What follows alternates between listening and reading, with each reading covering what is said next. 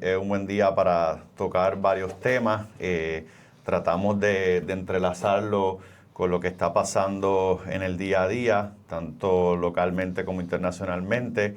Y recientemente escuchaba en la radio, creo que en CNN en español, Iván Noble, un argentino cantautor y que también ahora ha hecho como un tipo de incursión a la escritura como escritor. Y una de las cosas que él decía, que yo creo que aplica a este programa y lo que tratamos de hacer aquí, que escribir requiere convicción y disciplina. Y pues como parte de eso, pues nosotros buscamos traerle al público un tema que tenga relevancia actual, pero que también tenga un trasfondo de análisis y de estudios. Lamentablemente vemos que pues a veces en la televisión puertorriqueña, creo que es a veces un ejemplo, estos canales de análisis o estos programas de análisis, pues se distinguen por un análisis bastante superficial. Inclusive pues tengo compañeros, ¿verdad? Para no identificar a ninguno en específico, porque el punto que quiero hacer es que en estos paneles que a veces se participa en el día a día, que guían la opinión pública, pues esencialmente se citan unos panelistas, no hay una preparación y es como un tipo de ad hoc, y yo pienso que esa no es la mejor manera de informar al pueblo, y particularmente en programas que son tan importantes para la opinión pública, que luego tienen su influencia en el contexto histórico y político del país. Así que, habiendo dicho eso, pues queríamos hablar un poco sobre Argentina y pudiéramos llamar este episodio Entre la motosierra y la historia.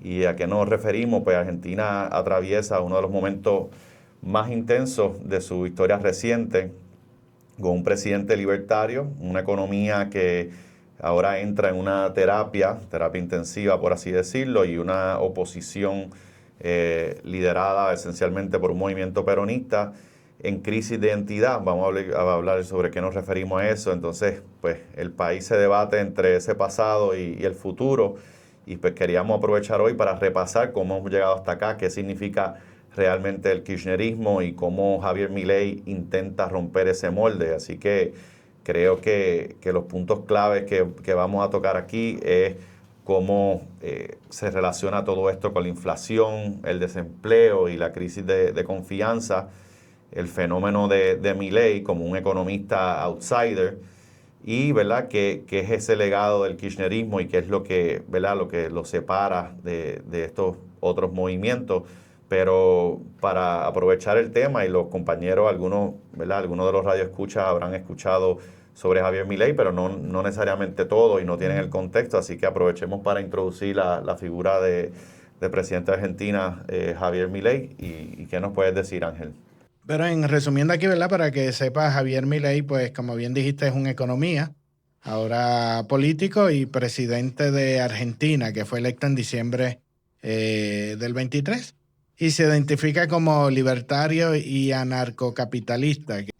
Su postura promueve la mínima intervención del Estado en la economía y la sociedad, aboga por un mercado libre sin regulaciones gubernamentales, y su ascenso al poder marcó un cambio radical en la política argentina. Como bien menciona, ¿verdad? Es un outsider dentro de la política, sin experiencia previa en cargos ejecutivos, lo que lo diferenció de la clase política tradicional, a quien él se refiere despectivamente llamándolos como la casta. ¿Qué entienden ustedes ¿verdad? Que representa Javier Milei? Eso es, ¿verdad? Una descripción resumida, pero ¿qué representa y por qué creen que llega a cautivar, ¿verdad? Esta masa crítica desde el punto de vista electoral? ¿Verdad? ¿Qué lo distingue de quizás los políticos que no solamente que había visto Argentina, sino los que hemos visto tradicionalmente? Pues mira, obviamente la pregunta es extensa, ¿verdad? Hemos mencionado que Javier Milei se caracteriza por ser liberal, y como casi todos los temas y las palabras que utilizamos en el vocabulario son susceptibles de múltiples definiciones, y de hecho la mayoría de la gente no las define, y por lo tanto siempre estamos con una carga de ambigüedad. Y cuando tú oyes términos más allá del liberalismo como neoliberal, y obviamente neo viene de nuevo, y muchas veces asociamos, ¿verdad?, que lo nuevo es un progreso sobre lo que existía antes, y se vuelven temas bien complejos. Pero son ideas que tenemos que abordarlas, porque estas ideas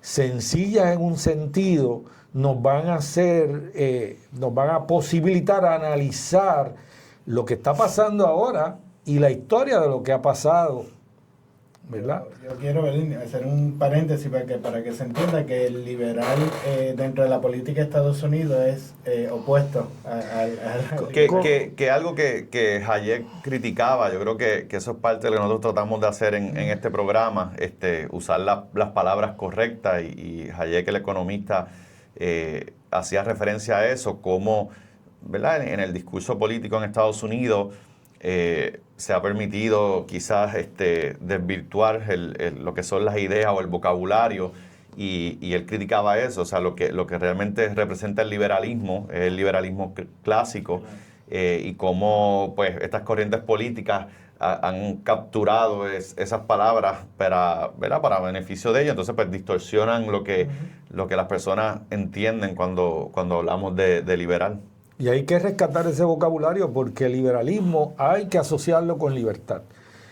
O sea, el liberalismo privilegia al individuo, por lo tanto, la libertad individual. Por eso, un concepto análogo que también vamos a hablar sobre soberanía. Igualmente, cuando hablamos verdaderamente de soberanía, es la soberanía del individuo, porque el individuo es el que piensa, el individuo es el que actúa, el individuo es el que se asocia y el individuo es el que coopera. Pero los colectivos, nosotros los podemos pensar como un ser humano, pero eso realmente es una personificación o una metáfora. Por lo tanto, los colectivos no piensan, los colectivos no tienen juicio, porque el juicio lógico, ¿verdad?, que para uno poder llegar a un juicio lógico tiene que tener unas definiciones bien claras, o por lo menos, si algunas no están claras, son de uno como persona. Pero ¿cómo tú puedes llegar a un juicio colectivo donde estaría sumando tantas ambigüedades? Sí, ¿no? Y eso me trae a la mente el tema, ¿verdad?, de la soberanía, y ¿verdad?, esto tiene su implicación en lo que queremos describir de Argentina, y cómo esto fue un elemento de tensión en estas transiciones políticas. Pero a veces vemos partidos que dicen promover algún tipo de soberanía. Sin embargo, si el individuo no es libre para hacer sus decisiones, y eso tiene que ver, ¿verdad?, a veces también con decisiones económicas, pues ¿qué soberanía están promoviendo? La soberanía del Estado, ¿verdad?, ignorando la de los individuos. Pues eso se convierte en ese colectivismo, ese estatismo. Y en un sentido, en gobiernos democráticos y electos democráticamente, pues es como una delegación, ¿verdad?, de ese poder a una entidad que represente esos derechos del individuo. Delegación del ejercicio de ese poder. Pero la soberanía es inalienable, por lo tanto tú no la puedes ni renunciar ni delegar. Tú puedes delegar el ejercicio de la soberanía o el poder, ¿verdad? Es una cuestión filosófica en última instancia y queremos, pero definitivamente es inalienable, es un derecho natural. O sea que en conclusión, ningún partido ni ningún movimiento que diga ser soberanista, que no respete los derechos y las libertades individuales, pues debe llamarse así, es un misnomer. Definitivamente. Para tocar un poco, ¿verdad?, sobre qué lleva esto en Argentina, pues tenemos que hablar de Néstor Kirchner, en 2003, cuando llega al poder. Obviamente la Argentina de aquellos años pues está pasando por una crisis, lo que se llama un default, altos niveles de pobreza y desempleo. Y entonces pues surge un modelo realmente estatista, de gobierno grande, gasto social, subsidio, un tipo de nacionalismo económico. ¿Y por qué menciono esto? Porque igualmente, como mencionábamos, a veces en las distintas jurisdicciones, los distintos países, pues los partidos no tienen las mismas divisiones ideológicas, ¿verdad? Yo creo que eso es más importante recalcarlo. Inclusive todas estas tendientes peronistas pues se han distinguido por tener unos gobiernos como de izquierda, otros de derecha, y pues por eso no es necesariamente o no se debe usar una analogía estricta con otros partidos, por ejemplo de Estados Unidos o de Puerto Rico. Así que ese concepto, y entonces me llama la atención el nacionalismo económico, porque esto lo que se entendía era, ¿verdad? El presidente anterior, que era Menem, se veía esa Argentina como que estaba, y ellos lo llaman, ¿verdad?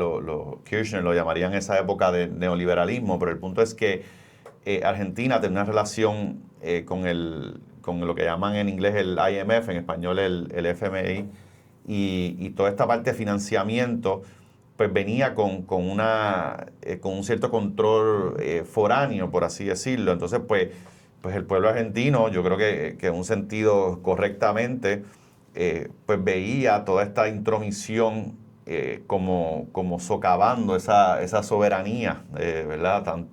Tanto de ellos y como de su forma de gobierno. Y lo curioso es que pues parte de esto es que se dan unas crisis de corrupción, donde estos Fondos Monetario Internacional, pues, o uno decía, pues, o se hacen de la vista larga o no lo ven, no importa cuál fuera la que estaba sucediendo, si el pueblo está viendo que hay una corrupción y hay este ente que está financiando esa élite en el poder, pues va a crear un problema. Entonces, pues lo menciono porque vemos cómo a veces también esta soberanía o esta autonomía o todos estos elementos, ¿verdad? O estas palabras que usamos para describir que el ser humano que está viviendo en una sociedad organizada, pues cómo estos aspectos económicos van a influenciar en su día a día y cómo lleva a cambios de gobierno, ¿verdad? Y entonces, pues, queremos ver esa época donde entonces Argentina entra en un modelo donde busca rechazar esa influencia internacional, por así decirlo, y comienza con una política donde el Estado pues, se convierte en un Estado más grande, unos subsidios, pero realmente pues, es como una reacción a esa década. Así que estamos quizás dividiendo Argentina a grosso modo en 3 décadas. Y lo importante de esto que tú describes, más que tú estás describiendo una excepción, es que esto es la regla. O sea, para situarnos un poquito más atrás, ¿verdad? La inmensa mayoría de la población del mundo hoy día vive bajo el poder de algún estado. Y esos estados hoy día están conformados bien parecidos unos con otros. Y esos estados, ¿verdad? Los gobiernos de esos estados quieren hacernos creer a todos los ciudadanos que son todopoderosos para que obviamente se respete su autoridad. El problema es que a veces ese poder se quiere hacer casi tan grande como el de Dios. Y entonces cuando se le cuestiona ese poder, pues entonces lo quieren bautizar con la democracia. Y utilizando la democracia detrás de ese escondite, ¿verdad? De ese velo, quieren pisotear precisamente las libertades individuales. Y ese problema ha permeado básicamente el mundo, y nosotros estamos tan creídos que esa es la única forma de gobierno, que yo estoy seguro que las tribus todavía que quedan en el Mato Grosso, en el centro de Sudamérica, si dijeran hoy, mira, nosotros no reconocemos, ¿verdad?, la autoridad estatal sobre nosotros, todos nosotros estaríamos de acuerdo que el gobierno de Brasil tendría derecho a someterlos. Y a ese nivel ha llegado nuestra creencia de que el Estado es la única manera de arreglar el Estado como lo conocemos hoy, que arreglar políticamente, ¿verdad?, las sociedades que ellos gobiernan y dominan. Y volviendo, el ejemplo de Argentina, más notorio, comenzó con el peronismo, que es un gobierno eminentemente populista, donde utilizaba, ¿verdad?, la democracia, pero tergiversada por la demagogia para lograr unos beneficios que los hacía depender exclusivamente del gobierno, y por lo tanto todo el mundo tenía que someterse a su voluntad, o si no, no podían existir. Y eso pues llega a momentos de crisis hasta que lo tumban violentamente, regresan sus seguidores y por ahí todas las dictaduras de Videla, militares, los 80, de lo cual cuando venimos al kirchnerismo y a todo esto que está sucediendo en el siglo XXI es simplemente una continuación donde Argentina lleva más de 100 años y por eso Milei lo señala de cómo el país que Argentina era en los 1920, 100 años más después, está totalmente destruido. Y esa es la relevancia de Argentina, no solamente porque es un modelo, sino porque ahora Milei está con la posibilidad de hacer una de las transformaciones más difíciles que hasta ahora nadie ha logrado en el mundo. Hablábamos recientemente con un amigo argentino y quiero, ¿verdad?, hablar por qué esa transformación es difícil, no solamente en lo que está pasando ahora, sino cuáles van a ser los próximos pasos, ¿verdad?, desde el punto de vista. Pero para poner en contexto, repasábamos unos números, ¿verdad?, de esa actividad económica o lo que fue Argentina, ese principio del siglo, ¿verdad?, ya del siglo XX, y usamos la métrica del Producto Interno Bruto en relación ¿verdad?, a lo que se llama el Producto Interno Bruto Mundial, y creo que estaba, para que tengamos una idea, llegó a estar en 3.5%. Inglaterra, en contraste, en el 1860, por ejemplo, cuando fue el pico de ese imperio, estaba alrededor de un 10% en relación, ¿verdad?, de ese Producto Interno Bruto Mundial. Así que, ¿verdad? Y claro, hay muchos autores que dicen que ese 10% es un ejemplo de cómo Inglaterra hizo una proyección de poder más de lo que representaba por los números estrictamente económicos, ¿verdad? Y hay un poder de las ideas y pues toda la parte que podemos hablar, ¿verdad?, del punto de vista militar, pero ese punto económico creo que es una métrica relativamente objetiva que nos permite ¿verdad?, sumar y restar distintas y aquilatar todo esto. En contexto, Estados Unidos, luego de la Segunda Guerra Mundial, logra a 1% de lo que se llama el World GDP, para usar también las siglas en inglés, de 40%, obviamente significativo, pero dado en un contexto luego de ¿verdad?, una Segunda Guerra Mundial. Pero números más recientes, pues estas potencias, ¿verdad?, lo que es China y lo que es Estados Unidos, y hay distintas métricas, que eso es un poquito más técnico, pero a veces es bueno entenderlo, están como entre el 25%, ¿verdad? A veces 26% Estados Unidos y China más cercano al 20%, pero nos da una idea de qué estamos hablando. Hoy en día, Argentina, en ese Producto Interno Bruto comparado, ¿verdad?, con el mundial, es 0.5%. O sea que nos da una idea de la magnitud quizás de ese deterioro. Y pues igualmente, ahí como les mencioné, todo esto son métricas que tratan de capturar un tipo de, ¿verdad?, de estadística, de data que se pueda reflejar en otras cosas, pero sin duda es algo que hay que tener en contexto cuando discutimos este tema. Y una de las cosas más interesantes, ¿verdad?, de por qué Milei, a pesar de lo difícil que es, está pudiendo hacer unos cambios en toda esta situación, precisamente es que los liberales creen en el gobierno pequeño. Entonces, estamos acostumbrados a que estas ramas que usualmente atribuimos como normales en todos los gobiernos estatales, ramas judiciales, legislativas y ejecutivas, cuando empiezan a pelear por el poder, pues cada una quiere hacerse más grande, ¿verdad? Porque a base de ese presupuesto es que le da poder con relación a las otras ramas y con relación a la sociedad que quieren dominar. Entonces, para poder expandir ese presupuesto, el Ejecutivo muchas veces necesita el aval de la legislatura, y entonces para poder convencer a la legislatura le va a pedir algo a cambio y empieza un intercambio de favores, que es lo que da base a toda esta corrupción que hemos hablado. Milei, al querer reducir el gobierno, pues por lo menos en esa parte lo tiene fácil, porque en vez de ir a pedirle más presupuesto a la legislatura, no tiene que pedirle permiso, simplemente elimina departamentos que no tienen ninguna utilidad y para eso no necesita la complicidad de la legislatura y mucho menos de la judicatura. En cuanto al ángulo económico de todo esto, ¿verdad? Una de las cosas que Milei habló fuera de dolarizar la economía argentina. Anteriormente estaba, ¿verdad?, el sistema de lo que llamaban el 1 a 1, donde era igualar ¿verdad?, el peso argentino con el dólar, y eso se lograba mediante unas reservas dolarizadas, es decir, el gold standard, ¿verdad?, lo que era antes atado al valor del oro en Estados Unidos, y pues ahora se mueve hacia lo que es el dollar standard.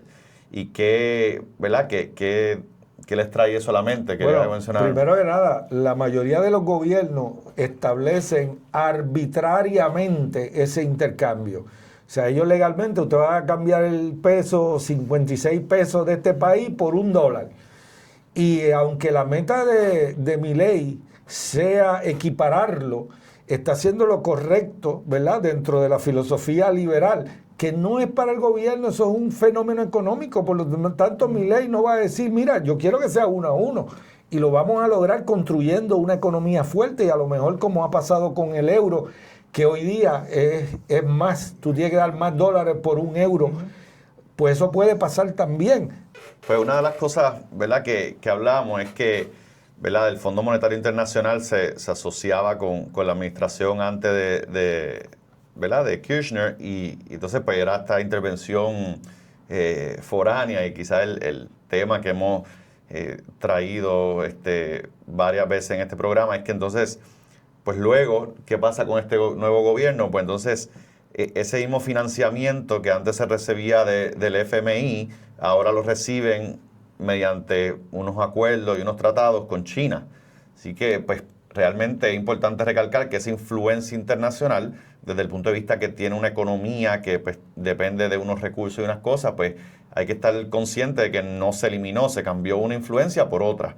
Eso es mi parecer aquí. Pero lo que quería mencionar del 1 a 1, distinto a la dolarización, y hablamos mucho porque es un problema con el gobierno federal, donde pues hay todas estas políticas inflacionarias que realmente son impuestos para el pueblo, para el consumidor.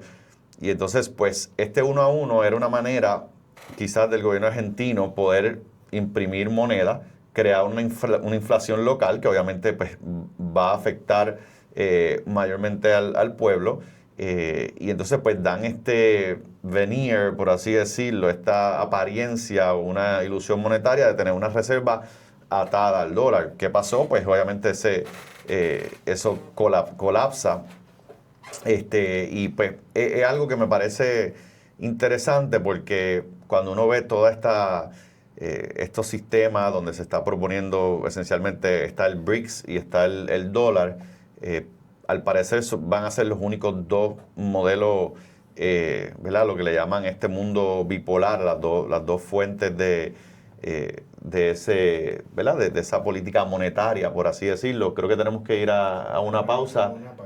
Pues como hablábamos, estábamos repasando un poco, ¿verdad?, de esta transición en Argentina, los cambios económicos bajo Milei, y qué representa para Argentina ahora, qué representa desde el punto de vista político, si es suficiente una figura como Milei para mantener lo que evidentemente ha sido una transformación que creo que es muy importante, porque por lo menos como lo percibimos nosotros de afuera, es que envuelve a la juventud. Es como una manera, o sea, no solamente fue una transformación política, creo que también generacional, donde los jóvenes comienzan a escuchar quizás por primera vez una figura política tan elocuente en la parte económica, y cómo curiosamente parte de ese discurso económico es una crítica a estos economistas que muchas veces ignoran principios básicos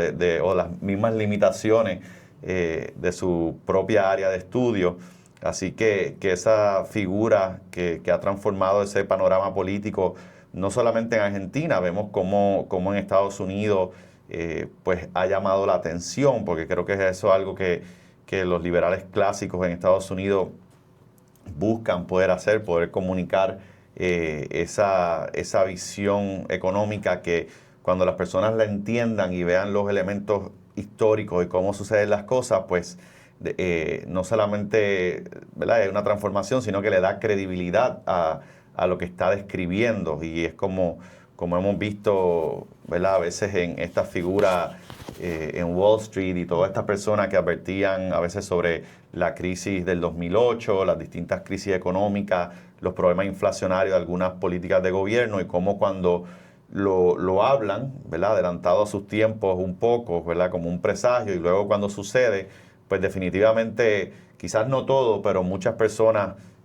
miran para atrás y dicen, esa persona estuvo correcta en lo que dijo. Y yo creo que Javier Milei tiene mucho de eso, pero cómo entonces se logra en Argentina o en otros sistemas políticos donde, pues lamentablemente todavía no es la regla, es la excepción, no la regla, tener este tipo de visión en un político, cómo ese sistema puede verdaderamente cambiar cuando sabemos que a veces un solo político por un espacio limitado pues no va a poder necesariamente lograr todos los cambios que se necesitan. El principio fundamental de la libertad es precisamente la libertad de asociación. Y a propósito de eso, leí recientemente y lo quiero compartir, decía que la raíz de la palabra freedom en inglés tiene la misma raíz de la palabra friends. O sea, que denota, ¿verdad?, cómo la libertad de asociación es fundamental en la libertad de un individuo. Sí, yo creo que la inflación tiene lo que en Silicon Valley le llaman a veces en programación, cuando uno hace una programación que no es la más eficiente, pero resulta que el programa funciona, por lo menos a corto plazo, pues uno va acumulando technical debt, ¿verdad? Es una deuda técnica que tiene un efecto compuesto. Tú vas acumulando todas esas malas decisiones. En este caso, pues es el programa de computadora, pero en este caso, o en el caso de los gobiernos, pues es los gobiernos, la sociedad misma. Y luego, cuando eso finalmente no aguanta, ¿verdad?, esa casa de papel o de carta, pues se viene abajo, pues se manifiesta los muchos errores de a veces décadas anteriores, y por eso yo creo que él era uno de los Fetcher Volcker, que creo que ha sido de los más respetados. Él decía que esencialmente la economía bajo un incumbente, entiéndase, bajo el presidente, pues usualmente no le corresponde a él, a veces le corresponde al previo, y eso aplica para lo bueno y para lo malo, ¿verdad?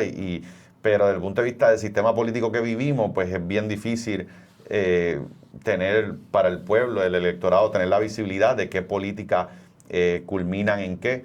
Pero sin duda, lo que quiero decir es que esta inflación es el reflejo de las malas decisiones de los gobiernos, incluyendo la corrupción, y toda esta política inflacionaria va acumulando y termina empobreciendo a veces o la mayoría de las veces a los más necesitados, y entonces pues se termina siendo un sistema sumamente injusto, y lo irónico de todo esto es que muchas de las políticas más inflacionarias que vivimos en nuestro país comienzan bajo la excusa de un programa, ¿verdad?, de lo que a veces le llaman justicia social, y lo que terminan es haciendo exactamente lo opuesto a lo que le prometen al pueblo. Entonces, esa es lo que yo creo que Milei fue tan efectivo en educar al pueblo a través de muchos videos, muchas presentaciones en televisión, en radio, con medios de oposición o medios que eran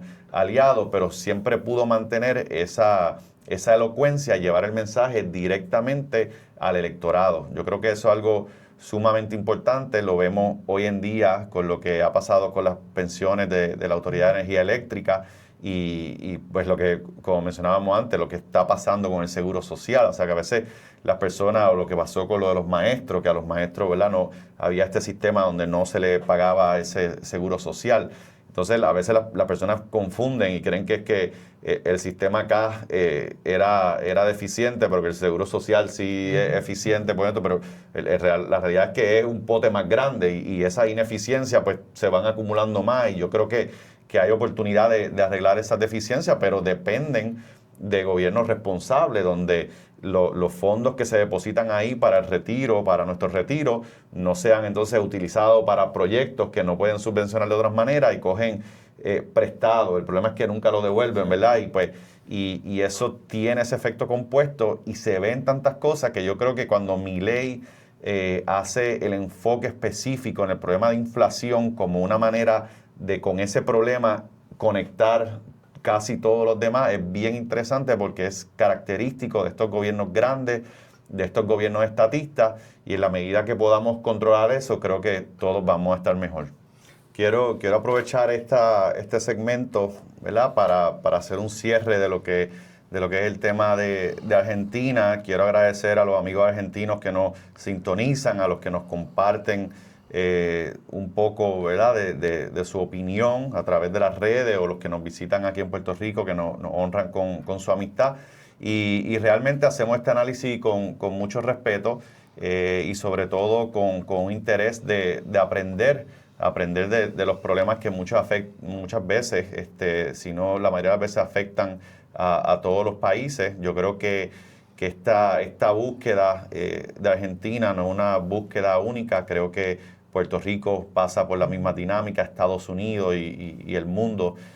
Así que lo vemos como una oportunidad, y creo que es lo que se ha manifestado en Estados Unidos. Creo que se admira mucho no solamente lo que Javier Milei ha logrado con toda esta transición, sino lo que ha logrado el pueblo argentino, que es el que le da la oportunidad. Así que es un signo de que hay un pueblo receptivo, una masa crítica que está dispuesta a escuchar, a entender las ideas y a ir perfeccionando el sistema, que creo que es lo que todos aspiramos. Así que ese análisis de Argentina definitivamente no es muy interesante, lo vamos a continuar siguiendo de cerca, y quiero hacer la transición y tocar un poco de temas que hemos visto y nos han escrito muchos de los que estuvieron esta semana.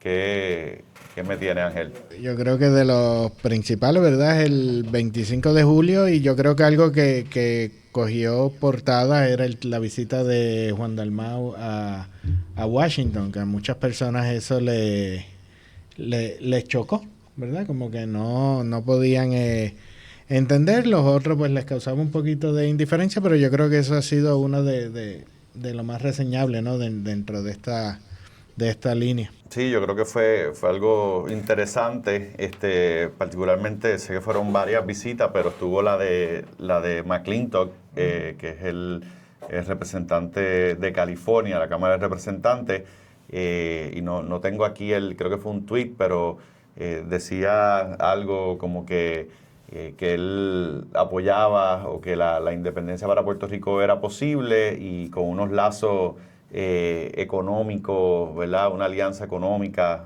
algo de esa línea, y pues me pareció curioso porque pues abre todo este debate. Una de las cosas que a veces, ¿verdad?, se le critican a los estadistas en estas visitas es de qué significa, ¿verdad?, ese apoyo, ese endoso, ese comentario, porque a veces hay comentarios y no traduce necesariamente a un voto en un proyecto de ley.